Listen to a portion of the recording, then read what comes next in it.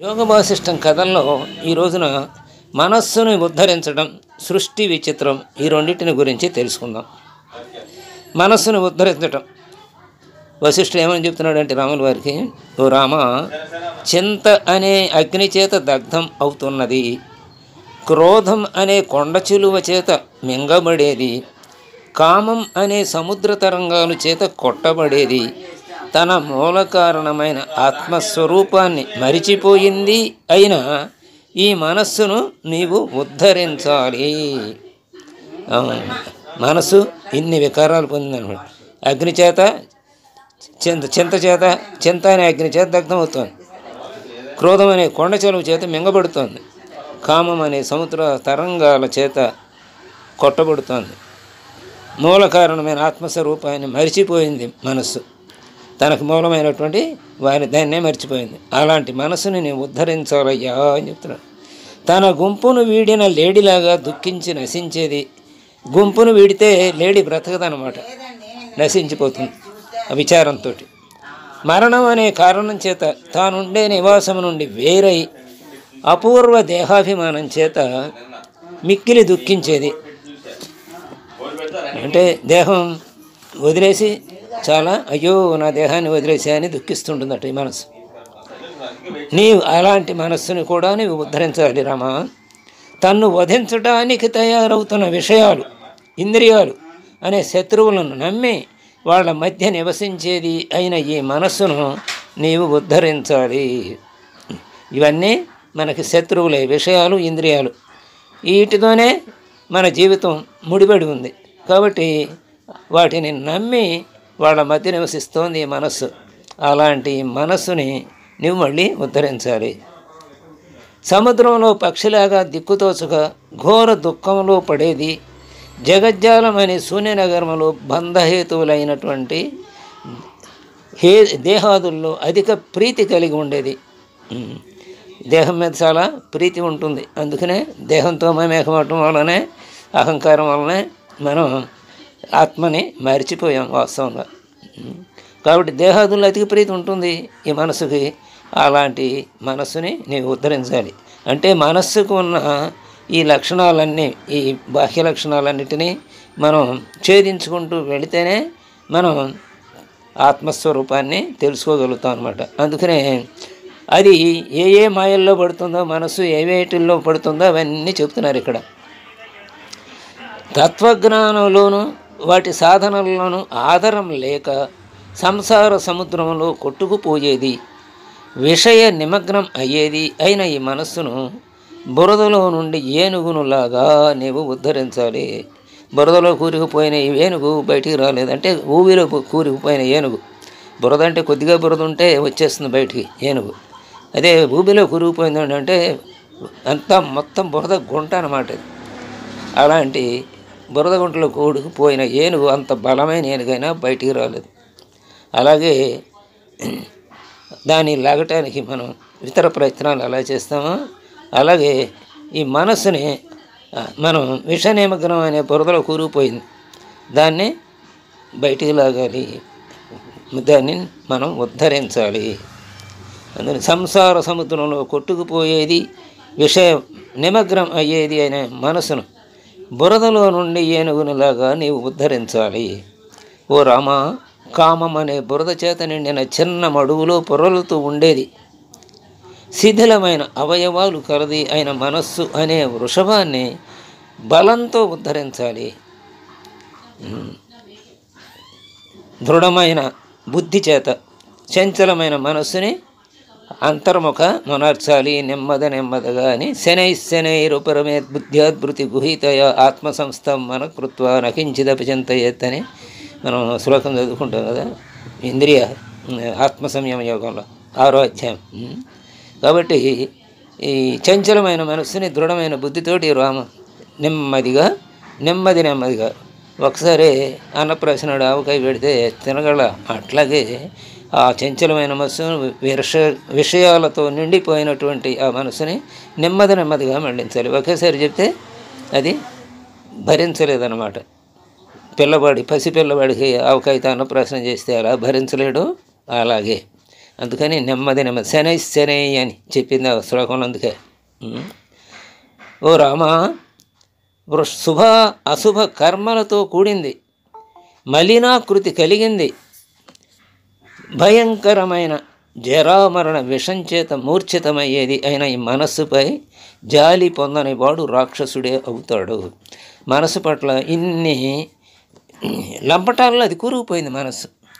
అలాంటి మనస్సుని మనం పట్ల జాలి పడాలి, కానీ దాని పట్ల మనం ద్వేషము లేదా అసహ్యము ఉండకూడదు అనమాట. ఎందుకంటే మన పిల్లలు ఎవరైనా కాబట్టి ఈ మనసు మీద జాలి పడాలి, కానీ ఇన్ని వికృతులు ఉన్నటువంటి మనసు, ఇన్ని లక్షణాల నుంచి మనం ఆ మనసును బయట చేయాలంటే ఆ మనసు పట్ల అయ్యో ఇన్ని చెడ్డ లక్షణాలు ఉన్నాయే దానికి అని దాన్ని అసహించుకోకుండా, దానిని విసిరివేయకుండా, దానిని చేరదీసి దానిలోని ఉన్నటువంటి ఈ వికృతులన్నిటినీ తొలగించాలి.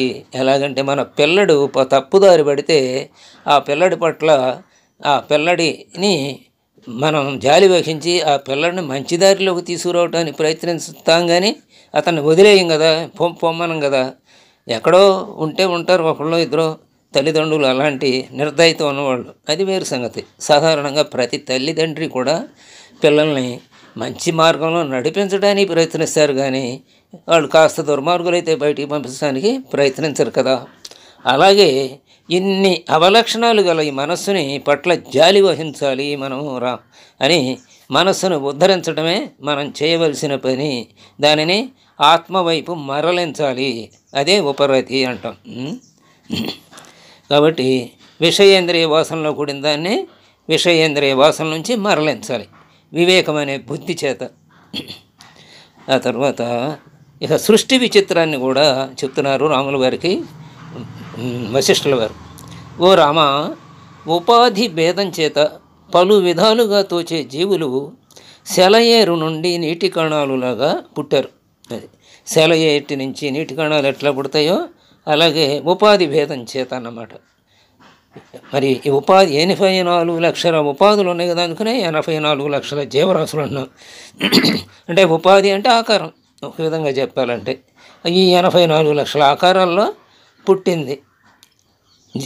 పుట్టారు జీవులు సెలయేరులో నీటి కణాలలాగానే. ఇప్పుడు కూడా పుడుతున్నారు, ఇక ముందు కూడా పుడుతూనే ఉంటారు. తమ వాసనల చేతనే వివశత్వం చెందేవారు, అంటే వారి సంస్కారాలను బట్టి వాళ్ళకి వాసనలు వస్తాయి కదా, సంస్కారాలే వాసనలు. ఆ వాసనలు అంటే వాళ్ళకి అయిష్టాలు. ఇష్టం కొన్నిటి అందు అయిష్టం, అదే వాసన. అలా ఆ వాసనల చేత పుడుతూ ఉన్నారు, ఇప్పుడు కూడా ఇక ముందు కూడా పుడతారు. తమ వాసనల చేతనే వాళ్ళు వివస్వత్వం అంటే మైమర్చిపోతుంటారు. సుఖ దుఃఖాలనే దశల్లో తిరిగే అంతఃకరణ కలవారు అయినటువంటి జీవులు అన్ని దిక్కుల్లోనూ వివిధ దేశాల్లోనూ జలంలోను స్థలంలోను బుడగల్లాగా పుడుతూ నశిస్తూ ఉన్నారు. అంటే ఈ జీవరాశులన్నీ కేవలం భూమి మీదే లేవు, జలంలో అంటే పంచభూతాల్లో ఉన్నటువంటి ఆకాశంలో కొన్ని పుడతాయి, ఎప్పటికప్పుడు నశించిపోతాయి. ఉసిళ్ళు అంటాం, అవి ఆ క్షణంలో వస్తాయి, వానాకాలం ఎక్కువగా కనపడుతుంటాయి మనకి. అవి ఆకాశంలోనే పుడతాయి, శూన్యంలో మళ్ళీ శూన్యంలోనే నశించిపోతాయి. అలాగే జలంలో పుట్టాయి, అలాగే ఇక్కడ భూమి మీద పుట్టాయి. ఇన్ని రకాల జీవులు ఉన్నాయి. ఇవి జలంలో స్థలంలో వివిధ దేశాల్లో దిక్కుల్లో పుడుతూ ఉంటాయి. వారిలో కొందరు ఈ కల్పంలో మొదటి జన్మను పొందినవారు, కొందరు 2-3 జన్మలు ఎత్తినవారు. ఇది శ్వేతవరాహ కల్పం అని చెప్పుకుంటాం కదా మనం, సంకల్పంలో పూజా సంకల్పంలో. అందుకని కల్పం అంటే ఇది శ్వేతవరాహ కల్పం. కల్పం అంటే 432 కోట్ల సంవత్సరాల వయస్సు గలది ఒక కల్పం. దాంట్లో కొందరు ఇప్పుడే జన్మించిన వాళ్ళు ఉన్నారు. ఈ కల్పంలో ఇప్పుడు 28 యుగాలే మహాయుగాలే కదా అయ్యింది. ఇంకా చాలా కోట్ల సంవత్సరాలు ఇంకా ఉంది. కాబట్టి కొంతమంది ఆ తర్వాత ప్రథమ జన్మని తీసుకోవచ్చు. కొంతమంది ఇప్పటికే 2-3 జన్మలు ఎత్తిన వాళ్ళు ఉన్నారు. కొందరు 100 అంతకంటే అధికమైన జన్మలు పొందినవారు ఉన్నారు. కొందరు చెప్పలేనన్ని జన్మలు పొందినవారు ఉన్నారు. కొందరు ఈ కల్పంలో ఇంకా పుట్టనే లేదు, ఈ కల్పంలో ఇంకా చాలా సమయం ఉంది కదా, అందుకని తర్వాత పుట్టవచ్చు. ఇంకా కొందరి జన్మలు సమాప్తి అయినాయి. మనకు తెలుసు కదా, మహా పుణ్యమూర్తులు కొంతమంది మోక్షం పొందారని. కాబట్టి వాళ్ళ జన్మలుగా సమాప్తి అయినాయి. ఎందరో కైవల్యాన్ని కూడా పొందారు. అందుకనే పుట్టలేదంటే కైవల్యాన్ని పొందారన్నమాట. కొందరు ఒకే జాతి దేహాలని వేల సార్లు పొందుతున్నారు. మరికొందరు రకరకాల దేహాలను పొందుతున్నారు. వాళ్ళ పూర్వజన్మ సంస్కారాలను బట్టి, ప్రస్తుత కర్మని బట్టి, అంటే ఇప్పుడు చేస్తున్నటువంటి కర్మను బట్టి ఇన్ని రకాల జన్మలు ఇక్కడ ఈ సృష్టిలో ఉన్నాయి. ఇదంతా సృష్టి విచిత్రమే. కొందరు నరకములోని యాతనలని అనుభవించేవారుగాను, కొందరు అల్పసుఖాలు పొందే మనుషులుగాను, కొందరు దేవతా శరీరాలతో ప్రసన్నులుగాను ఉన్నారు. కిన్నర, విద్యాధర, మహోరగ రూపాల్లోనూ, సూర్య, ఇంద్ర, వరుణులుగాను అంటే దిక్పాలకులుగా అన్నమాట. అలాగే బ్రహ్మ, విష్ణు, మహేశ్వరులుగాను అంటే త్రిమూర్తులుగాను. ఈ సృష్టి విచిత్రం ఇదంతా. ఈ త్రిమూర్తులుగాను ఉంటున్నారు. కొందరు కూష్మాండ, భేతాళ, యక్ష, రాక్షస, పిశాచాదుల రూపంలోను, మరికొందరు బ్రాహ్మణ, క్షత్రియ, వైశ్య, శూద్ర రూపాల్లో ఈ భూమి మీద పుడుతున్నారు. కొందరు శ్వపచ, చండాలురుగాను, కిరాతులుగాను ఉన్నారు. శ్వపచ అంటే కుక్క మాంసాన్ని వండుకు తినేవాడు. అలా ఇంకా చండాలురుగా, కిరాతులుగా కూడా ఉన్నారు. ఇంకా తృణ, ఔషధాది రూపాల్లోనూ, ఫల మూలాదులుగాను, జంతువులుగాను, పక్షులుగాను ఉన్నారు.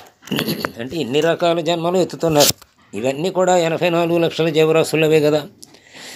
చిత్ర విచిత్రాదులైనటువంటి పర్వత, లత, తృణ, గుల్మ, శిలాదులుగాను, రకరకాల వృక్షాలుగాను ఉన్నారు. కొందరు సంసారంలో మంత్రి, సామంత, చక్రవర్తులుగాను, కొందరు నారబట్టలతో మునులుగాను ఉన్నారు. కొందరు ఆపదలు పొందుతున్నారు, కొందరు సంపదలు పొందుతున్నారు. కొందరు నక్షత్ర మండలంలోను, కొందరు చెట్ల తొర్రలలోనూ ఆశ్రయం పొందుతున్నారు. అంటే అందుకనే మనం ఈ జీవేశ్వర జగదుత్పత్తి చక్రంలో, అంటే ఈ ప్రపంచం అంతా, ఈ విశ్వమంతా అలా సృష్టిలోకి వచ్చింది అన్నప్పుడు మనం ఏం చెబుతామంటే తృణాది మేరు పర్యంతం, అంటే గడ్డి మొక్కల నుంచి మేరు పర్వతం దాకా, అంటే కదలని వస్తువుల్లో గడ్డి అతి తేలికైంది ఉంటే అక్కడి నుంచి మేరు పర్వతం వరకు అతి బరువైనది. ఈ రెండింటిని ఉదాహరణ, అంటే ఈ మధ్యలో ఉన్నాయండి. అందుకనే తృణాది మేరు పర్వతాలని ఇక్కడ చెప్పాడు కదా. అందుకని తర్వాత లత, తృణ, గుల్మ, శిలాదులు అని చెప్పాడు కదా.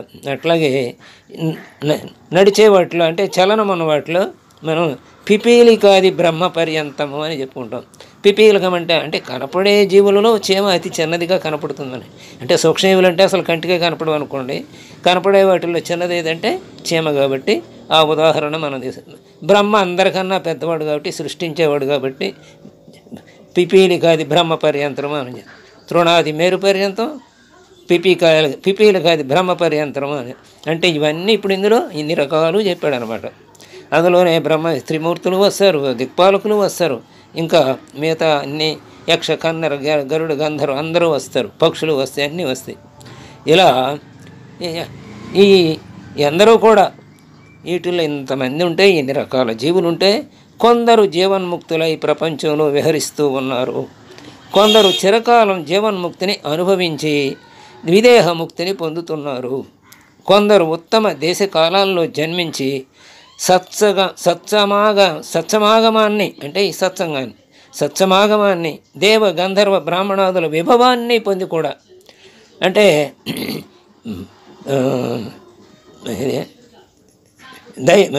వైకుంఠపాడిలో ఆఖరి మెట్టు కొంత దూరంలో ఉన్నటువంటి చోటికి కూడా వెళ్ళి, అన్ని గడుల్లో 99 గడులు 100 గడుల్లో వైకుంఠపాడి ఉంటుంది కదా, అందులో 98వ గడి దాకా వెళ్ళి మళ్ళీ పాము చేత మింగబడి శాంతం కిందకి వచ్చి మళ్ళీ జన్మలు ఎత్తుతూ, మళ్ళీ నిత్యంలు ఎత్తుతూ, మళ్ళీ కష్టాలు పాముల చేత కరవబడుతూ మళ్ళీ మొదలెడతారు. అలాగే ఇక్కడ పై స్థాయి దాకా వెళ్ళాడు అనుకునేవాడు కూడా చివరికి ఒక్కోసారి ఏ చిన్న ఒక విషయవాంఛ చేతో మరల జంతు యోనుల్ని, నరకాన్ని పొందుతున్నారు. జడభర్తుడు అదే కదా పాపం. చివరికి ఒక లేడీని పెంచి ఆ లేడీ వెళ్ళిపోతూ ఆయన ఈ నిష్క్రమణ వచ్చింది ఈ దేహం నుంచి తనకు అని తెలుసుకుని ఆ సమయంలో కూడా లేడీ పట్ల భ్రాంతిని వదలలేక చనిపోవటం వలన ఆ చివరి కాలంలో దేన్ని స్మరిస్తూ ఉంటామో అలాంటి జన్మ మనకు వస్తుంది అని మనం అనేక ప్రమాణాల ద్వారా తెలుసుకున్నాం. కాబట్టి ఆయన కూడా అట్టగే పుట్టి కానీ తన పూర్వజన్మ సంస్కారాన్ని కలిగి ఉండి వాసన కలిగి ఉండి తర్వాత ముక్తి పొందాడు. కాబట్టి ఆ స్థాయికి అంటే పూర్వజన్మ వాసన కలిగి ఉండటం అంటే ఎంతో విశేషమైన కృషి చేయటం వల్లనే జరుగుతున్నది. అలాంటి జడభరతుడు మళ్ళీ లేడి జన్మ ఎత్తాడు. అలాగే విషయ వాంఛలు ఏ కొంచెం ఉన్నా చివరికి మళ్ళీ జన్మ ఎత్తుతూ ఉంటాం. నరకాన్ని, జంతుయోనుల్ని, నరకాన్ని కూడా ఉండే అవకాశం మళ్ళీ ఉంది. కాబట్టి ప్రతి క్షణము జాగ్రత్తగా ఉండవలసిందే, విషయ వాంఛల నుండి దూరంగా ఉండవలసిందే. ఓ రామా, జీవుల ఉత్పత్తి క్రమం ఈ బ్రహ్మాండంలో లాగానే తక్కిన బ్రహ్మాండాలలో కూడా ఉంటుంది. ఈ జగత్తు విశాలమైనట్లే తక్కిన బ్రహ్మాండాలు కూడా విశాలమైనవే. ఇంతకు ముందెన్నో బ్రహ్మాండాలు నిర్మింపబడ్డాయి, ఇంకా ముందెన్నో నిర్మింపబడుతున్నాయి. ఓ రామా, భ్రాంతి రూపమైన ఈ మాయ ఆత్మస్వరూపమైన పరమపదంలో మిథ్యే అవుతూ సృష్టి రూపంలో విస్తరిస్తూ పరిణమిస్తూ వృద్ధి పొందుతూ సముద్రంలోని తరంగంలాగా నశిస్తూ ఉంటుంది. ఇంకా అప్పుడు అడిగాడు రాముల వారు, ప్రళయకాలంలో జీవుడు స్వయంగా ఆత్మపదాన్ని పొందుతాడంటారు కదా, మరి మళ్ళీ అస్థిపంజర రూపమైన దేహాన్ని ఎలా ధరిస్తాడు? అప్పుడు వశిష్ఠులు వారు అంటున్నారు, ఓ రామ, మనస్సు అనేక రూపాలు కలిగింది అవటం చేత వాసన రూపంలో అనేక దేహాలు అందులో స్థితి కలిగి ఉన్నాయి. వానిలో కర్మపారకం చేత ఏ శరీరం ఎక్కుతుందో అంటే అనేక వాసనలు ఉన్నాయి మనలో. ఒక్కొక్క వాసనకు సంబంధించి ఒక్కొక్క జన్మ మనకు వస్తుంది. కాబట్టి ఇప్పుడు మనకి వెళ్ళే ఒక షాపులోకి వెళ్ళాము, మాలులోకి, పెద్ద మాలులోకి మనం తీసుకుంటాం ఓ 10-20 రకాల వస్తువులు. అందులో ముందు ఏది వాడుకోవాలి, తర్వాత ఏది వాడుకోవాలని నిర్ణయించుకుని ముందు వాడుకోవాల్సింది ముందు వాడుకుంటాం తర్వాత. అలాగే ఆ వాసనల ప్రభావం చేత మళ్ళీ ఒక్కొక్కసారి ఒక్కొక్క శరీరం వ్యక్తం అవుతుందన్నమాట. అక్కడ అన్నీ తీసుకొచ్చినా అందులో ఒకటే మనం వాడుకుని ముందు తర్వాత రెండోది వాడుకున్నట్టు ఆ కర్మ పరిపాకం వలన ఒక జన్మ అయిన తర్వాత ఇంకొక వాసనకు సంబంధించిన జన్మ మనం ఎత్తుతాం అన్నమాట. జీవునికి కాలక్రమంలో ఇలా సంభవిస్తుంది. అన్నిటి యొక్క ప్రతిభాస ఒకేసారి రాదు. ఒక్కొక్క రూపం ఒక్కొక్కసారి వాసన ద్వారా వేస్తుతూ ఆ వాసనలన్నిటినీ నిర్మూలించుకుంటూ వెళ్ళాలి. మళ్ళీ మధ్యలో ఇంకో కొన్ని వాసనలు రావచ్చు, అప్పుడు ఇంకో కొన్ని జన్మల అదనంగా కలగవచ్చు. వాసన రూపం చేత ఆత్మలోనే వారి వారి స్వభావాన్ని అనుసరించి జీవుల చేత ఈ సంసారం మోక్ష పర్యంతం కల్పింపబడుతుంది. కాబట్టి మన వాసనలే మన జన్మలకు కారణం. ఈ వాసనలు ఎప్పుడైతే క్షయమవుతాయో అప్పుడే మోక్షం కలుగుతుంది. అంటే మోక్షం వచ్చే వరకు కూడా ఈ వాసనల వల్లనే మనం జన్మలు ఎత్తాం. అందుకనే ఆగామి ప్రారబ్ధ సంచితాలు అనే ఈ 3 కర్మల్లో సంచితం అంటే ఇంతకుముందే ఉన్నది, నిలవ ఉన్నది. ఇప్పుడు ఆగామి అంటే ఇప్పుడు చేసే కర్మల యొక్క ఫలితం తర్వాత అనుభవించబోతున్నాం. ప్రారబ్ధం అంటే ఇప్పుడు ఇదివరకు చేసిన వాటిల్లో నుంచి కొన్ని తీసుకుని ఇప్పుడు ఈ జన్మెత్తి ప్రారబ్ధంగా అనుభవిస్తున్నాం కదా. ఈ ప్రారబ్ధం అంటే